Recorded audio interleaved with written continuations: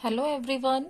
आज हम NCERT exemplar exercise 4.4 quadratic equations question number 5 करेंगे।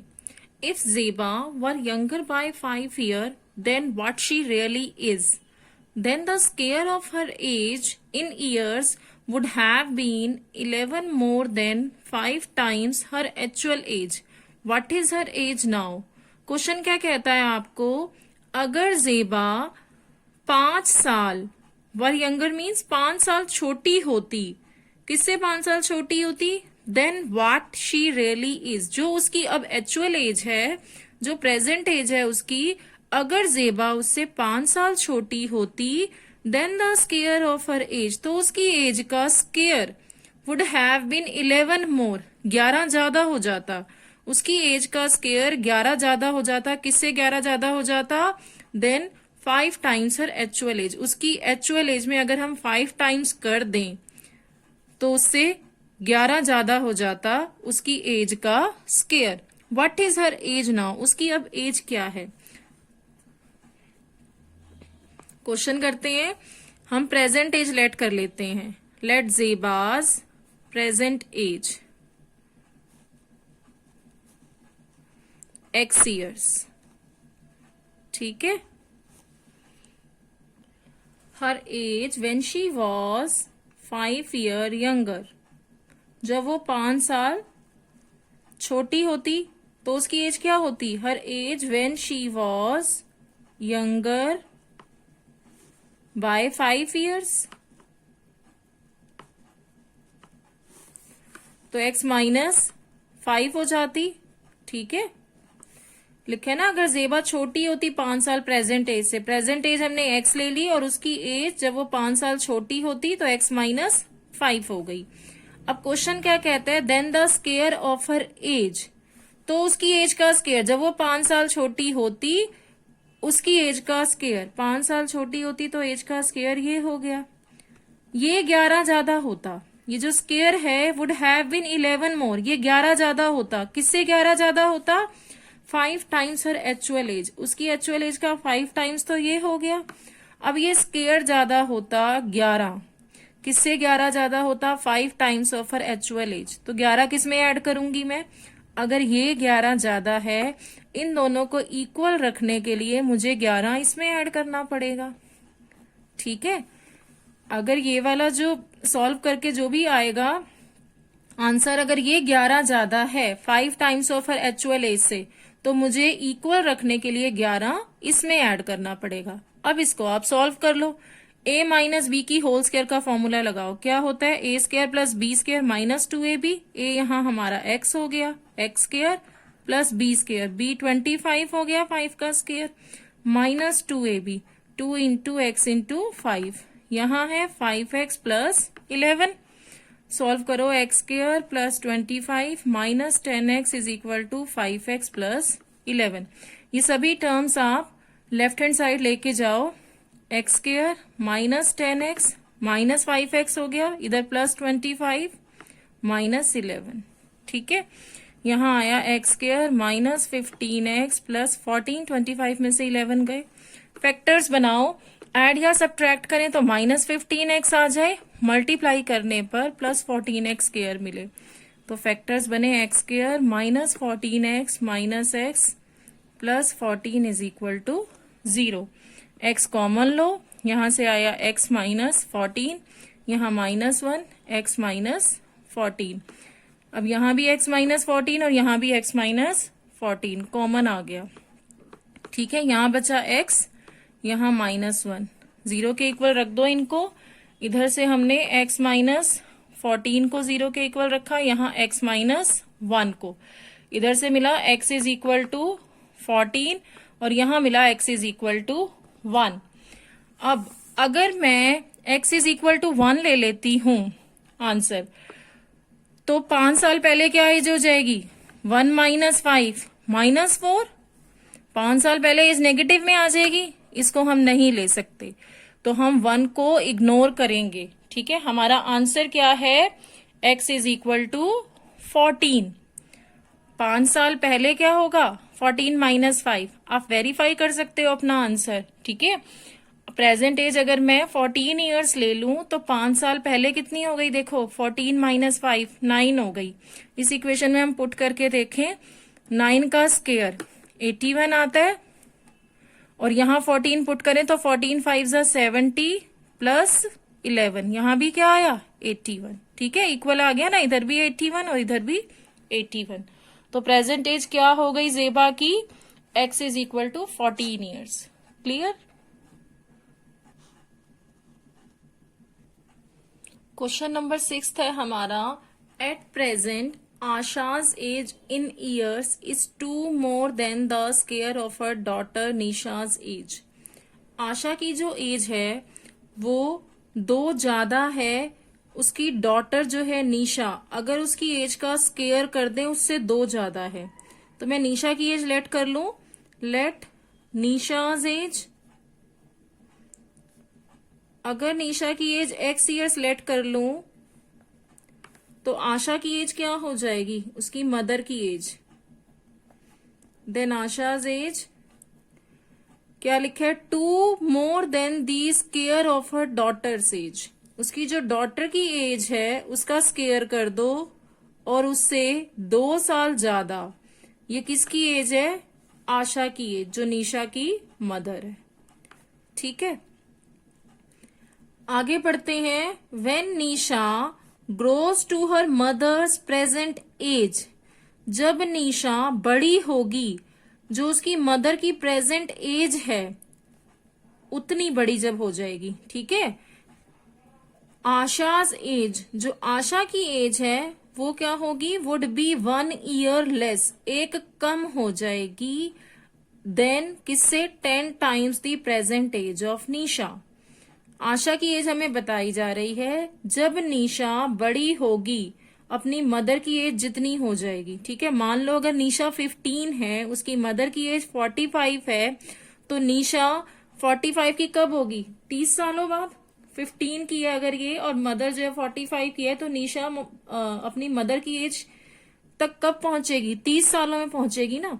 तो यहाँ भी यही कह रहा है, when Nisha grows to her mother's present age, जब निशा बड़ी होगी अपनी मदर की प्रेजेंट एज जितना, उतनी जब बड़ी हो जाएगी, तो जो उसकी मदर की एज है, आशा की जो एज है वो 1 साल कम होगी। तब किससे कम होगी, 10 times the present age of Nisha. जो अब निशा की जो प्रेजेंट एज है ना, निशा की प्रेजेंट एज तो x ईयर्स है, उसका अगर मैं 10 टाइम्स कर दूं और उसमें से 1 साल कम कर दूं तो वो आशा की एज होगी। तब 10 टाइम्स अगर मैं कर दूं निशा की एज में और 1 साल, अगर मैं 10 टाइम्स कर दूं निशा की एज और 1 साल कम कर दूं तो ये आशा की एज होगी तब। ठीक है, इतनी बात समझो पहले कि अगर हम 10 टाइम्स कर दें प्रेजेंट एज ऑफ निशा और उसमें 1 साल कम कर दें, वो आशा की एज होगी। आशा की एज वो कितने सालों में होगी, 30 सालों में। कितने सालों में बनेगी आशा की एज, 30 सालों में, क्योंकि यहां इससे पहले ये लाइन लिखी थी, when Nisha grows to her mother's present age, जब निशा अपनी मदर की प्रेजेंट एज तक पहुंचेगी तब आशा की एज जो है वो 1 साल कम होगी, 10 टाइम्स ऑफ निशाज एज। आशा की एज अगर 30 सालों में इतनी होती है तो हम जो एज लेकर के चल रहे हैं, लेट कर रहे हैं, उसके अकॉर्डिंग आशा की एज 30 सालों में कितनी होगी। देखो आशा की प्रेजेंट एज है x square plus 2, present age Asha की है एक्स स्क्वायर प्लस 2, और कितनी बढ़ेगी ये, कितने साल होंगे। मैंने आपको कहा अगर ये 15 साल की होती डॉटर, मदर 45 की होती, तो 30 सालों बाद बेटी जो है वो 45 ईयर्स की हो जाएगी। यानी कि 45 में से 15 माइनस किए तो कितने साल बढ़ेगी आशा की भी एज, 30, इसमें भी 45 प्लस 30 75 की हो जाएगी। तो कितने साल बढ़ी मदर की एज भी, जब मैं एक्स स्क्वायर प्लस 2 में से माइनस एक्स कर दूंगी। ठीक है, आशा की एज कर रहे हैं हम कि आने वाले सालों में जब निशा उसकी एज तक पहुंचेगी तो आशा भी कितनी बढ़ जाएगी। देखो ये प्रेजेंट एज है आशा की और कितने साल और बढ़ जाएगी, एक्स स्क्वायर प्लस 2 में से माइनस एक्स कर देंगे हम, इतने साल और बढ़ गई। और ये एज हमें क्या बताती है, जो बढ़ गई जो, और जो एक्चुअल एज है इनको प्लस जब हमने किया तो कितनी बताती है, हमें कहती है ये जो एज आएगी अगर निशा की एज प्रेजेंट एज में 10 टाइम्स कर दो और उसमें -1 कर दो तो उसके इक्वल हम इसको रख देंगे कि ये एज आ जाएगी। और हम जो लेट कर रहे थे हमारे अकॉर्डिंग इतनी बढ़ेगी। अब हम इसको सॉल्व करते हैं। X square plus 2 plus x square plus 2 minus x is equal to 10x minus 1। यहां से देखो 2x स्क्वायर, ये आया 2x स्क्वायर माइनस एक्स, यहां सारी टर्म्स जो है लेफ्ट हैंड साइड लेके आ जाओ, माइनस 10x, इधर 2 और 2 4 है और इधर लेके आए हम तो +1। ठीक है, अब इसको सॉल्व करो। यहां आया 2x square minus 11x plus 5। Factors बनाओ, ऐड या सब्ट्रैक्ट करने पर तो आपको 11x मिल जाए, मल्टीप्लाई करने पर 10x square, 2x square minus 10x minus x plus 5 equal to 0। Common लो, 2x यहां आया x माइनस 5, यहां -1 कॉमन लिया, इधर आया x minus 5, x minus 5 common, यहां से आया 2x माइनस 1। ठीक है, अब इनको इक्वल टू 0 रखो आप। x माइनस 5 को भी हमने 0 के इक्वल रखा और 2x माइनस 1 को भी हमने 0 के इक्वल रखा। x की वैल्यू यहां से 5 आई और यहां से x की वैल्यू हाफ आ गई। अगर मैं x का वैल्यू हाफ रखती हूं, ठीक है, अगर मैं निशा की जो एज है, निशा की एज हमने x ईयर सेलेक्ट करी थी, अगर उसको मैं हाफ रख लेती हूँ निशा की एज को, तो आशा की एज क्या है, एक्स स्क्वायर प्लस 2, हाफ का स्क्वायर क्या आया 1/4 प्लस 2, और 1/4 प्लस 2 कितना हो गया, एलसीएम लो तो 1 + 8 9/4। ठीक है, ये तो पॉसिबल नहीं है। ठीक है, 9/4 क्या आया यहां से देखो तो 2 1/4, 2 साल और ठीक है 2 1/4 आया, ये पॉसिबल नहीं है। तो हम क्या लेंगे, निशा की एज को हम 5 इयर्स लेंगे और आशा की एज कितनी हो जाएगी, इसकी मदर की एज 5 का स्क्वायर प्लस 2, 25 प्लस 2 कितनी आई 27। ये हो जाएगी आशाज एज। जो 1/2 है इसको हम इग्नोर करेंगे। क्लियर, हमें ऐसे क्वेश्चंस की बस इक्वेशन बनानी आनी चाहिए, फिर ये सॉल्व हो जाते हैं। ठीक है, क्वेश्चन नंबर 7 है हमारा, in the centre of a rectangular lawn of dimensions 50 meter multiply by 40 meter, a rectangular pond has to be constructed so that area of the grass surrounding the pond would be 1184 meter square. Find length and breadth of the pond. Question क्या कहता है, आपको ये figure भी दी गई है question में। एक रेक्टेंगुलर लॉन है, ठीक है, और उसके सेंटर में बीचों बीच जो है, एक रेक्टेंगुलर लॉन की डायमेंशंस क्या है, लेंथ उसकी 50 है और ब्रेड्थ उसकी 40 है लॉन की। इसके बीचों बीच, लॉन के बीचों बीच एक रेक्टेंगुलर पोंड बनाया गया है। और rectangular pond has to be constructed, इस तरह से बनाया गया है कि जो area of the grass surrounding the pond, pond के चारों तरफ जो ग्रास है, ठीक है, जो घास है पोंड के चारों तरफ, उसका जो एरिया है वो कितना है 1184 मीटर स्क्वायर। ये जो बाहर वाला रेक्टेंगल है ये क्या है, लॉन। ठीक है, ये आपको 50 मीटर दी गई है लॉन की जो लेंथ है, और ब्रेड्थ कितनी दी गई है आपको 40 मीटर। ठीक है, और बोला जा रहा है एक रेक्टेंगुलर पॉन्ड बनाया, बिल्कुल बीचों बीच, जो बीच में बनाया ये एक रेक्टेंगुलर पॉन्ड बनाया है। इस तरह से बनाया है कि जो ग्रास है यहाँ पर पॉन्ड के चारों तरफ, ये जो ग्रास है जो डॉट से दिखाई गई है इधर, ठीक है, ये जो ग्रास है इसका एरिया है 1184 मीटर स्क्वायर। आपको क्या बताना है कि ये जो पॉन्ड है, अंदर जो पॉन्ड बना हुआ है बीच में, इसकी लेंथ और ब्रेड्थ क्या है। देखो यहाँ ये समझने की जरूरत है कि जब ये पॉन्ड बिल्कुल बीच में बना है, सेंटर में बना है, तो ये जो डिस्टेंस है लॉन और पॉन्ड के बीच का, ये क्या होगा, यहाँ इक्वल होगा हर तरफ से। ठीक है, ये बिल्कुल सेंटर में बना ना रेक्टेंगुलर पॉन्ड, रेक्टेंगुलर लॉन के बिल्कुल सेंटर में बना हुआ है। तो ये डिस्टेंस जो है इनके बीच में, पॉन्ड और लॉन के बीच में, ये सेम होगा। ये कितना ले लिया हमने, लेट कर लिया इसको x मीटर।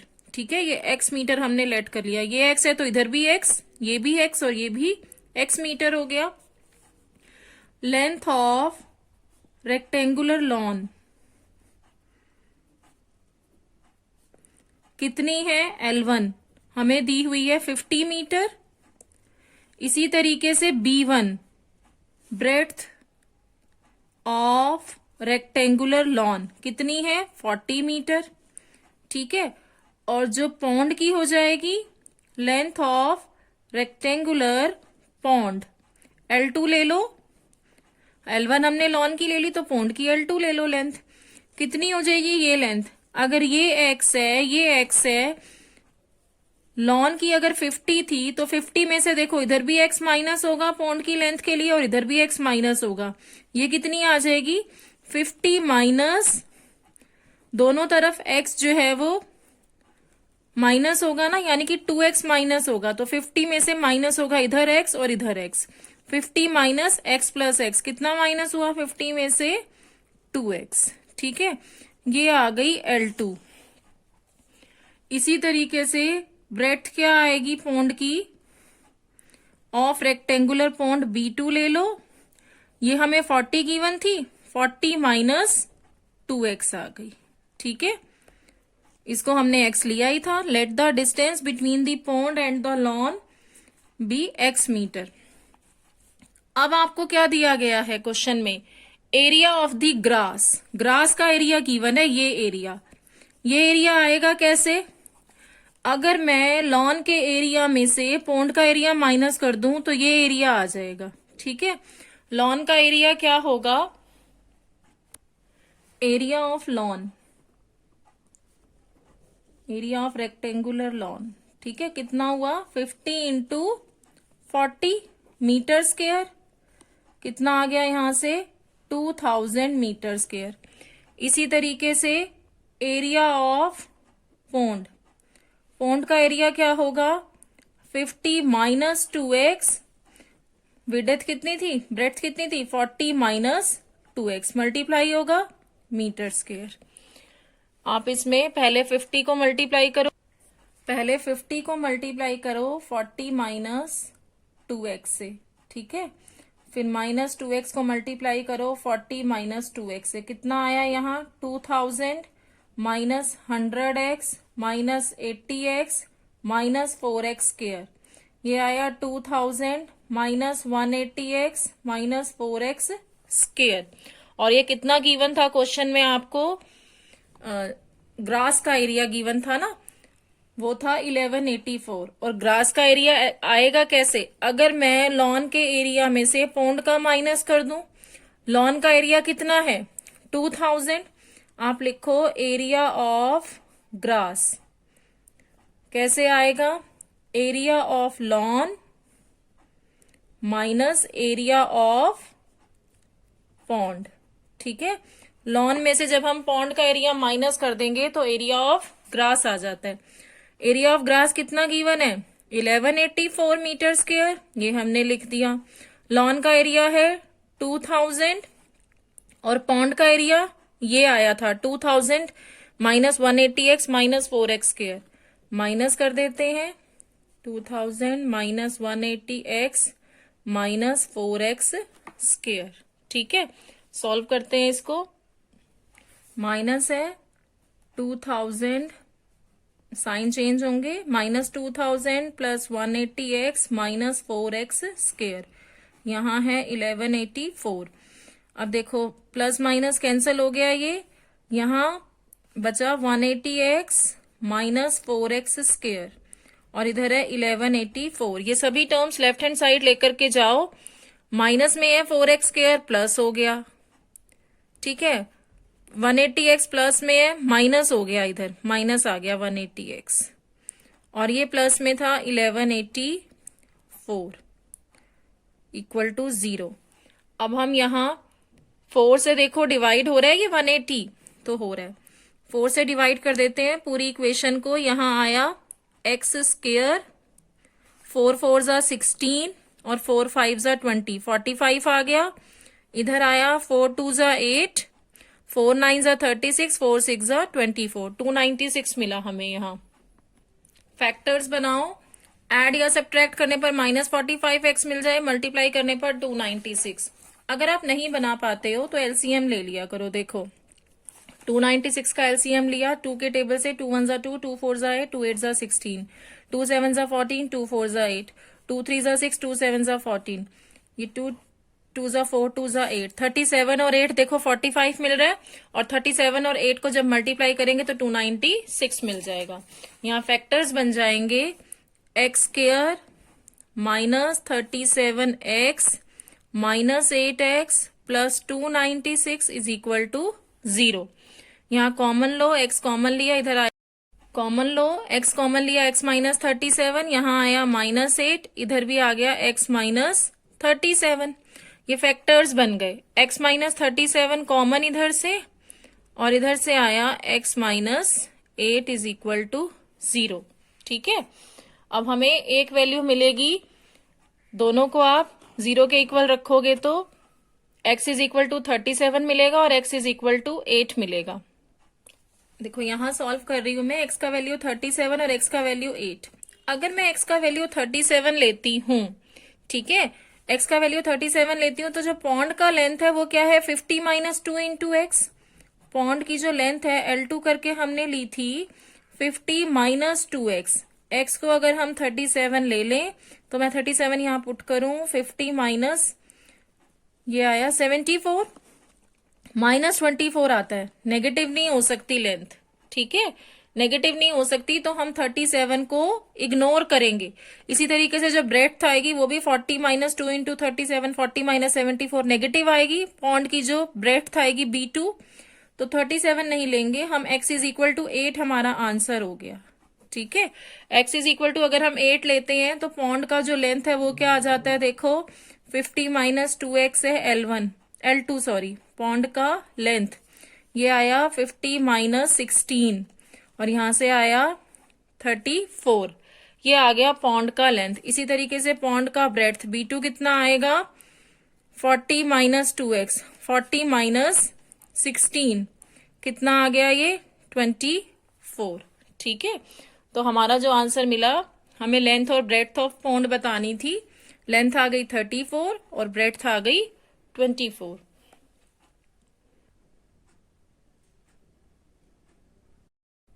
हमारा 8th क्वेश्चन है, at t past 2 PM the time needed by the minute hand of a clock to show 3 PM was found to be 3 minutes less than t square by 4 minutes. Find t.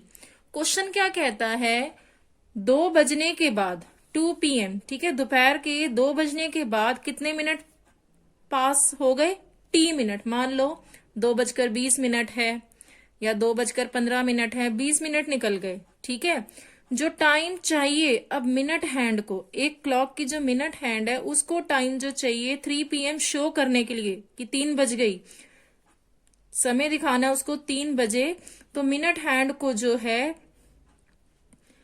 कितना time चाहिए 3 बजे show करने के लिए, was found to be 3 minute less than t square by 4 minutes.